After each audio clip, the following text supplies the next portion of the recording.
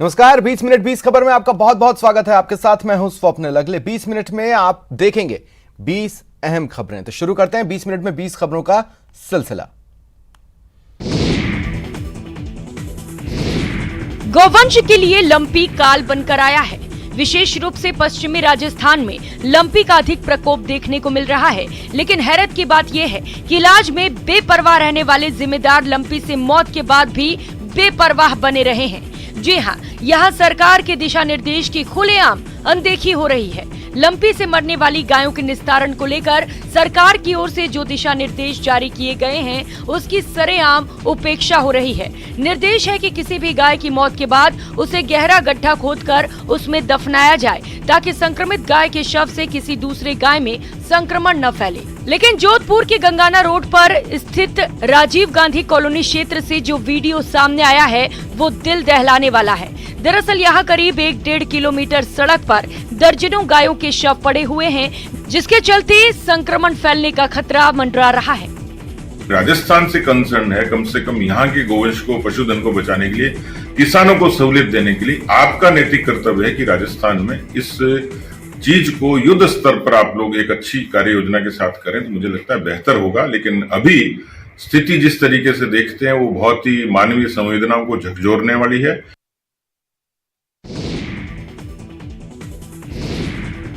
Monsoon विदा होने वाला है, लेकिन राजस्थान सरकार अब वन महोत्सव मना रही है।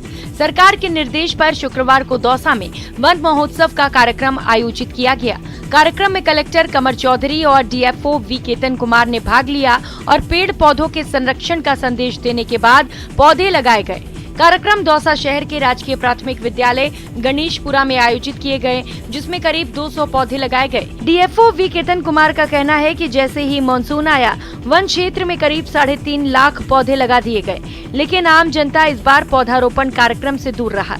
इसका मुख्य कारण ये रहा कि वन महोत्सव का आयोजन ही मानसून की विदाई के समय आयोजित किया जा रहा है। वन महोत्सव है, हर साल पेड़ लगाए जाते हैं। हम लोग भी वही प्रयास कर रहे हैं कि पेड़ लगाएं और ये मैसेज दें पूरे ज़िले को कि वनों में जितने पेड़ हैं उनको बचाया जाए, ज़्यादा से ज़्यादा पेड़ लगाए जाएं। और पेड़ों से पर्यावरण तो अच्छा होगा ही होगा, और साथ में आपके जो इस्तेमाल की जो लकड़ी है, पत्ते हैं, वो सब आपको मिल पाएंगे, पशुओं के लिए मिल पाएंगे। भरतपुर में बैंक लूटने आए बदमाशों के मंसूबे तब नाकाम हो गए जब एक कर्मचारी ने समय रहते सायरन बजा दिया और बदमाश फरार हो गए। स्क्रीन पर आप देख सकते हैं कि कैसे ये 4 नकाबपोश बदमाश पीएनबी बैंक में लूट के इरादे से घुस रहे हैं। 4 नकाबपोश बदमाश बाइक पर सवार होकर बैंक पहुंचे, जहां उन्होंने हवाई फायर किए, लेकिन तभी वहां पर मौजूद एक कर्मचारी ने बैंक का सायरन बजा दिया। इसे सुनकर बदमाश हवाई फायर कर भागने लगे। बैंक में उपभोक्ताओं की भीड़ लगी थी, इसी का फायदा उठाकर बदमाश फरार हो गए। मामला गुरुवार दोपहर का है, जिसका सीसीटीवी फुटेज अब सामने आया है। जानकारी के मुताबिक गुरुवार दोपहर को करीब 1:45 पर एक बाइक पर 4 बदमाश आए। एक ने हेलमेट लगा रखा था, बाकी 3 ने चेहरे नकाब से ढक रखे थे। बैंक के सामने बदमाशों ने बाइक खड़ी की और अंदर घुस गए। जैसे ही चारों बदमाश बैंक में आए, सहायक मैनेजर धीर सिंह मीणा ने अपने पैर के नीचे लगा सायरन बजवा दिया। इससे बैंक में अफरा तफरी मच गई। सायरन सुनकर चारों बदमाश बाहर बाइक की ओर भाग गए। पहले बुलडोजर, फिर सुप्रीम कोर्ट की रोक। तस्वीरें गोवा की हैं। गोवा के कलेर्ज रेस्तरां को गिराने पर सुप्रीम कोर्ट ने रोक लगा दी है। अब इस मामले की अगली सुनवाई अगले सप्ताह के शुक्रवार को होगी। पर्यावरण नियमों का उल्लंघन के चलते एनजीटी ने इसे गिराने का आदेश दिया था। अब इस मामले पर सुप्रीम कोर्ट ने रोक लगा दी है। फैसला होने तक रेस्तरां में व्यावसायिक गतिविधियों पर रोक जारी रहेगी। ये वही कलेर्ज रेस्तरां है जहां पर सोनाली फोगाट की हत्या हुई थी। इस रेस्तरां के मालिक एडविन नून्स ने नेशनल ग्रीन ट्रिब्यूनल में एक याचिका दायर की थी, जिसमें उन्होंने Goa coastal zone management authority के कलेर्ज रेस्तरां को गिराने के आदेश पर रोक लगाने की मांग की थी, जिसे एनजीटी ने खारिज कर दिया था। इसके बाद कलेर्ज रेस्तरां के मालिक ने सुप्रीम कोर्ट का रुख किया था।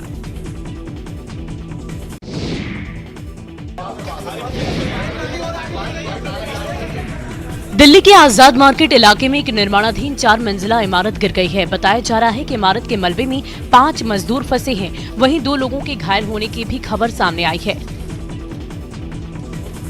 घटना की सूचना मिलने के बाद मौके पर रेस्क्यू की टीम पहुंची। बताया ये जा रहा है कि आजाद मार्केट इलाके के शीश महल में बिल्डिंग में कंस्ट्रक्शन का काम चल रहा था। बिल्डिंग अचानक गिर गई और इसमें कई मजदूरों के दबे होने की आशंका व्यक्त की जा रही है। अब तक 2 मजदूरों के जख्मी होने की खबर है।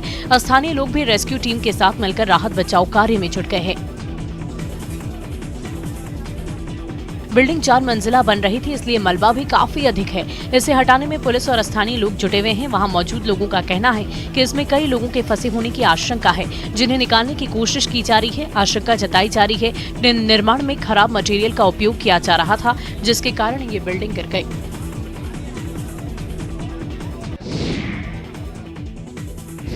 मुख्यमंत्री अशोक गहलोत ने एनएसयूआई की राजनीति से निकलकर देश में अपनी एक अलग पहचान बनाई है। छात्र जिला और स्तर की राजनीति से होते हुए पार्टी में राष्ट्रीय स्तर की राजनीति में गहलोत ने महत्वपूर्ण भूमिका निभाई है। यही वजह है कि उनके बहुआयामी व्यक्तित्व की झलक जब तब देखने को मिल जाती है।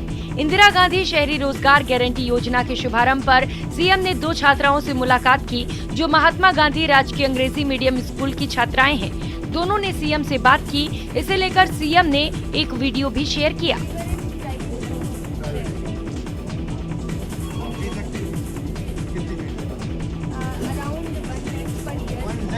वीडियो के साथ सीएम ने लिखा कि जयपुर में इंदिरा गांधी शहरी रोजगार गारंटी योजना के शुभारंभ के मौके पर 2 बालिकाओं कांति माथुर और प्रज्ञा पटेल से मुलाकात हुई, जो सरकार के महात्मा गांधी राजकीय अंग्रेजी मीडियम स्कूल की विद्यार्थी हैं।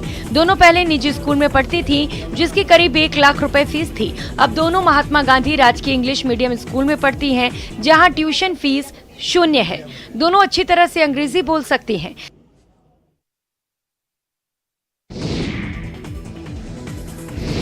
9 सितंबर से दिल्ली का कर्तव्य पथ आम लोगों के लिए खोल दिया गया है, जिससे देश और दुनिया से पहुंचने वाले सैलानी सेंट्रल विस्टा एवेन्यू की खूबसूरती का दीदार कर रहे हैं। बहुत अच्छा लग रहा है। मैं पहली बार दिल्ली आई हूँ, पर बहुत अच्छा लग रहा है मुझे। It's a very good place. Like ऐसा सुना है it's very good, but lively उसको एक्सपीरियंस करना इट्स अमेजिंग। प्रधानमंत्री नरेंद्र मोदी ने गुरुवार को कर्तव्य पथ का उद्घाटन कर इसे राष्ट्र को समर्पित कर दिया था। इसके साथ ही पीएम मोदी ने इंडिया गेट पर नेताजी सुभाष चंद्र बोस की प्रतिमा का भी अनावरण किया था। आपको बता दें कि इंडिया गेट से राष्ट्रपति भवन की तरफ जाने वाले रास्ते को पहले राजपथ कहा जाता था, लेकिन अब इसका नाम बदलकर कर्तव्य पथ किया गया है। राजपथ का नाम बदले जाने के साथ ही यहाँ का अंदाज और कलेवर भी पूरी तरह से बदल गया है। कर्तव्य पथ करीब 3 किलोमीटर लंबा है और यहाँ 4087 पेड़ लगाए गए हैं। जितना सब कुछ किया है, जो भी प्रोजेक्ट था बहुत ही अच्छा हुआ है और हर चीज और हर मॉन्यूमेंट को ऐसे ही प्रोटेक्ट करना चाहिए। ये तो काफ़ी अच्छा एटमॉस्फेयर है यहाँ पे। Like it feels better when we, Delhi की ट्रैफिक तो सबको पता ही है, जो यहाँ आते हैं थोड़ा रिलैक्स फील करते हैं।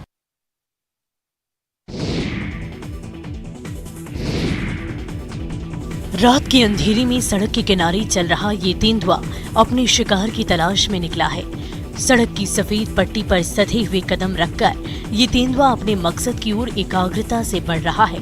बिग कैट फैमिली का ये बेहद शक्तिशाली और चालाक सदस्य वैसे तो 60 किलोमीटर प्रति घंटे की रफ्तार पकड़ सकता है, पर अभी शिकार इसकी आंखों के सामने नहीं है, लिहाजा वो धीमी गति से सड़क पर पूरे ठाट-बाट से चल रहा है।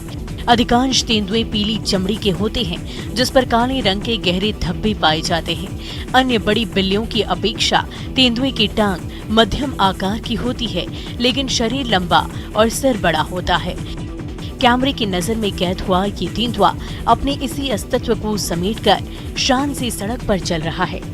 तेंदुआ एक मायावी, चालाक और गुप्त रहने वाला जीव है। वो शिकार का पीछा करने की बजाय उसे घात लगाकर और उसे दौड़कर दबोचने में माहिर होता है। यही वजह है कि शेर और बाघ की तरह ये रिहायशी इलाकों से दूर नहीं रहता, बल्कि शिकार की तलाश में निर्भीक और सतर्क होकर इंसानी आबादी के आसपास भी सक्रिय रहता है।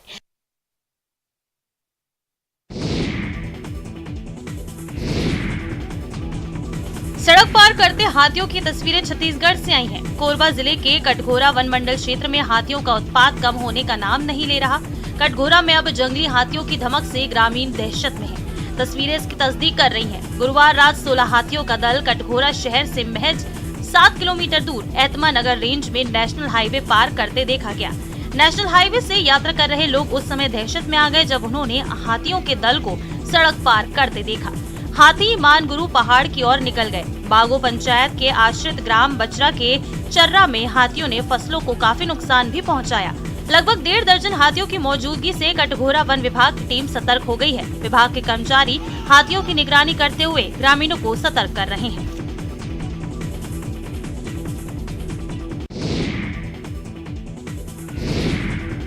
बूंदी जिले के तलवास गांव में अनंत चतुर्दशी पर गाजे बाजे के साथ दहलवाल जी की देह रूपी सर्प की सवारी निकाली गई, जिसे देखने के लिए आसपास के गांव से बड़ी संख्या में ग्रामीण उमड़े। ढोल ताशों और अलगोजों की मधुर धुनों के बीच निकली दहलवाल जी महाराज की सवारी के दर्शन करने के लिए श्रद्धा का सैलाब दिखाई दिया। दरअसल बूंदी जिले के तलवास गांव में रियासत काल से ही ये परंपरा चली आ रही है। इस परंपरा में सर्प की देह के रूप में दहलवाल महाराज की सवारी निकाली जाती है। ये दहलवाल जी महाराज का मेला है, ये कई सदियों से चला रहा है। 71 साल की उम्र तो मेरी हो गई, तो 65 साल 60 साल तो मैं देख रहा हूँ। आकरदा में सबसे पहले शुरुआत वहाँ के दरबार साहब लाए थे इनको महाराज। उसके 10 साल बाद ही हमारे गांव के पंचायत भी वहाँ गए और इनसे उन्होंने विनय करी, तो इन्होंने प्रार्थना स्वीकार कर ली बच्चों की।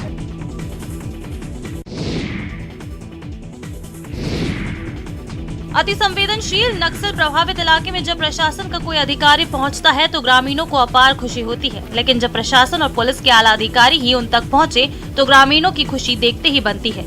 छत्तीसगढ़ का कांकेर जिला नक्सल प्रभावित है। यहाँ आए दिन नक्सलियों से जुड़ी खबरें आती हैं।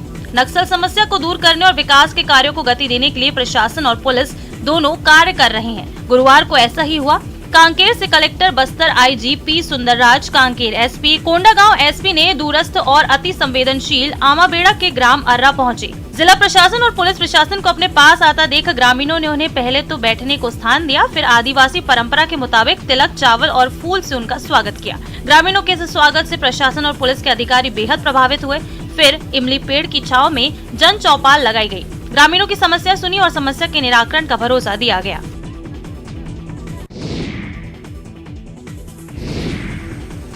बरसात के दिनों में आकाशीय बिजली से लोगों की मौत की खबरें अक्सर आती रहती हैं। इससे काफ़ी नुकसान भी होता है। इस आकाशीय बिजली को ग्रामीण इलाकों में ठनका और वज्रपात भी कहते हैं। आपकी टीवी स्क्रीन पर नजर आ रही तस्वीरें आकाशीय बिजली की हैं। मुंबई से सटे भाईंदर पश्चिम के उत्तर में रहने वाले आकाश अदनक ने अपने घर की बालकनी से आकाशीय बिजली गिरने का एक हैरत अंगेज नज़ारा कैद किया है। गुरुवार रात तेज बारिश के साथ जोरदार बिजली की गड़गड़ाहट ने आम नागरिकों के दिल में दहशत पैदा कर दी। आकाश में कड़क रही तेज बिजली की रोशनी और गड़गड़ाहट ने सबको घर में रहने के लिए मजबूर कर दिया। तो बस ऐसे हम मस्ती में वीडियो निकाल रहे थे, तो एक टाइम पे बिजली आ गई और कहीं जाके जंगल में गिर गई। क्या उस समय जिस समय बिजली गिरी आप लोगों को कैसा लगा? बस हम तो बहुत डर थे, काफी डर लग रहा था, क्योंकि बिजली जो गिरी थी कई बच्चे के आंग पे किसी घर पे जाके कोई प्रॉब्लम ना हो।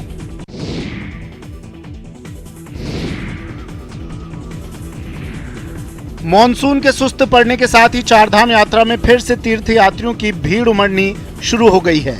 विश्व विख्यात केदारनाथ यात्रा के इतिहास में पहली बार मात्र 126 दिन की यात्रा में 11 लाख तीर्थ यात्रियों ने बाबा केदार के दर्शन किए हैं।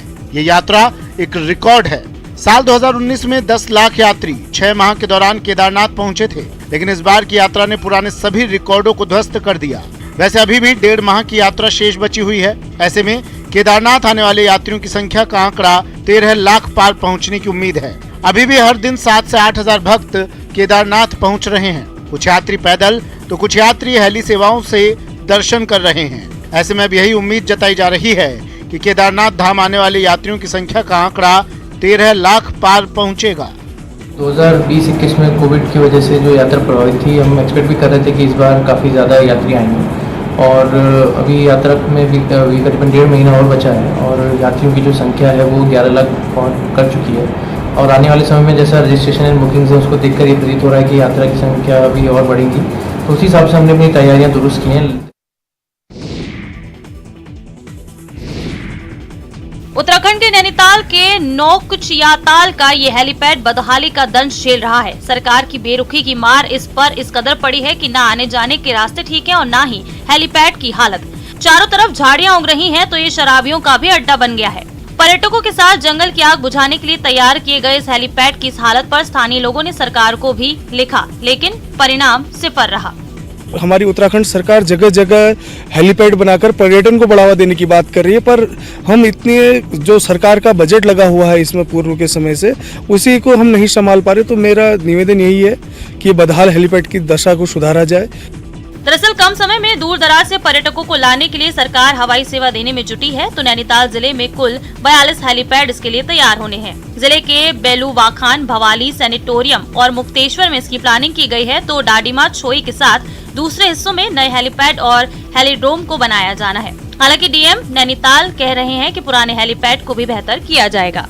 जनपद में टूरिज्म के हिसाब से जितने भी स्थान जहाँ पे हेलीपैड की हमारी आवश्यकता है, हेलीड्रोम की आवश्यकता है, तो उस पर कल काफी विस्तृत रूप से चर्चा हुई है और इन स्थलों को फाइनल किया।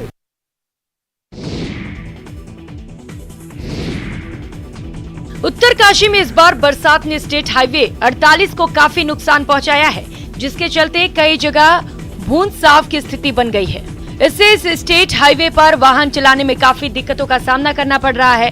आपको बता दें, ये हाईवे केदार कांठा ट्रैक को जोड़ता है। हर साल हजारों की तादाद में पर्यटक यहां पर पहुंचते हैं, लेकिन सड़क पर बूंद साफ की स्थिति से स्टेट हाईवे पर सफर करना जोखिम भरा हो गया है। आप इस सड़क पर चल रहे इस वाहन से हाईवे का अंदाजा लगा सकते हैं। वहीं सड़क का जिम्मा संभाले लोक निर्माण विभाग इस सड़क का भू वैज्ञानिक सर्वे कराने की बात कह रहा है। इसमें अभी जो हमारी इस समय लेटेस्ट जो अगस्त में 10 अगस्त को बारिश हुई है, उसकी वजह से काफ़ी ज़्यादा डैमेजेज हुए हैं। कई जगहों पे पूरा बहुत धसाव हो रहा है और 21 में आपने सुना होगा जो फफराला खड्ड है, वहाँ पे पूरा हमारा वॉश आउट हो गया है। तो इन दोनों के हमने एस्टिमेट लगभग दोनों के मिला के लगभग 45 लाख के जो है बाढ़ भूस्खलन में भेजे हुए हैं।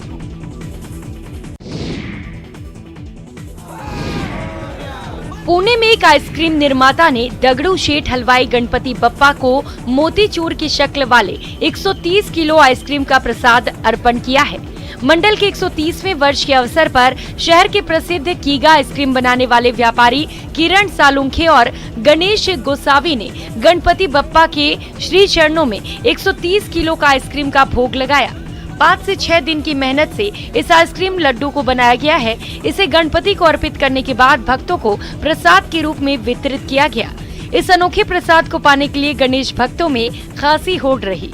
किरण सालुंखे ने कहा कि दगड़ू शेठ गणपति ने इस साल 130 साल पूरे कर लिए हैं। इसी वजह से हमने 130 किलो के खास मोतीचूर के लड्डू बनाए हैं, जिसमें 5 से 6 दिन लगे।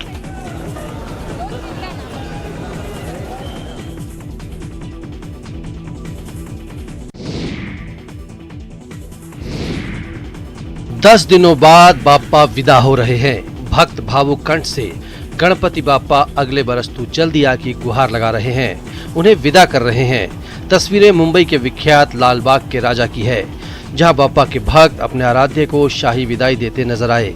बता दें कि लालबाग के राजा की उत्तर पूजा आरती सुबह 9:30 बजे होती है। लालबाग के राजा के दर्शन के लिए हजारों श्रद्धालुओं की भीड़ लगती है। बाप्पा के दरबार में सेलिब्रिटी के साथ साथ राजनेता भी हाजिरी लगाते हैं। शुक्रवार की सुबह 10 बजे लालबाग के राजा का शाही विसर्जन जुलूस लालबाग मार्केट से निकला। लालबाग को कोली यानी मच्छीमार समाज का गणपति भी कहा जाता है। विसर्जन में कोली समाज की महिलाएं पारंपरिक नृत्य करती हैं। देश की आर्थिक राजधानी मुंबई में गणेश उत्सव की काफी धूम रहती है। इस दौरान मुंबई पुलिस भी सुरक्षा को लेकर सतर्क रहती है।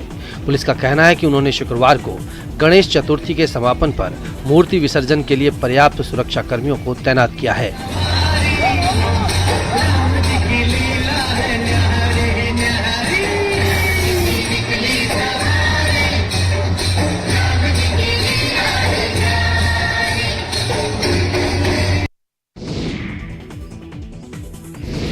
जितने गणपति उतने रूप। तस्वीरें छत्तीसगढ़ के जशपुर की हैं। जिले के नारायणपुर में भगवान गणेश का एक ऐसा रूप है जो आपने सुना तो होगा पर कहीं देखा नहीं होगा।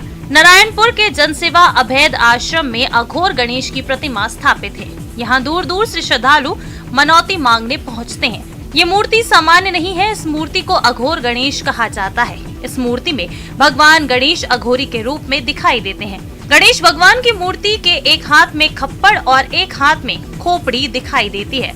इस मूर्ति को सर्वेश्वरी आश्रम के संस्थापक बाबा अवधूत राम ने स्थापित कराया है। इस मूर्ति की स्थापना लगभग 60 साल पहले हुई है। इस मूर्ति को भक्त काफी चमत्कारिक मानते हैं। भक्तों का कहना है कि यहाँ पर सच्चे मन से जो भी मनौती मांगी जाती है वो अवश्य पूर्ण होती है। गणेश चतुर्थी के दौरान यहाँ उमड़ने वाले भक्तों का सराब देखते ही बनता है।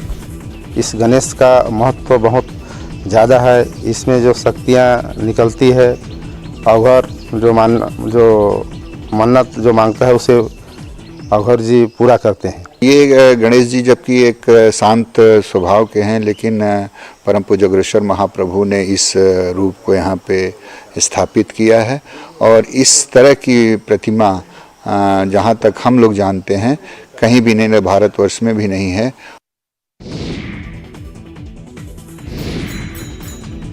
पूरे महाराष्ट्र में गणेशोत्सव की धूम रही। गणपति विसर्जन के लिए हर जगह पुलिस प्रशासन की ओर से कड़ी सुरक्षा व्यवस्था की गई। देखते ही देखते बप्पा की विदाई की बेला आ गई। गणेशोत्सव में भले ही ड्यूटी टाइट रही हो, लेकिन बप्पा जब विदा होने लगे तो पुलिस वाले खुद को उनकी पूजा अर्चना से रोक नहीं पाए। गौरतलब है कि बंदोबस्त की वजह से पुलिस को अपने परिवार के साथ कोई त्योहार मनाने का मौका नहीं मिलता। इसी के मद्देनजर मुंबई से सटे नाल सोपारा के एक गणेश मंडल की ओर से एक अनोखा कार्यक्रम आयोजित किया गया। मंडल की ओर से दत्तनगर के राजा गणेश पंडाल में तुलिंज पुलिस को भगवान गणेश की आरती के लिए आमंत्रित किया गया। इस अवसर पर सीनियर पीआई और उनकी टीम ने भगवान गणेश की आरती की।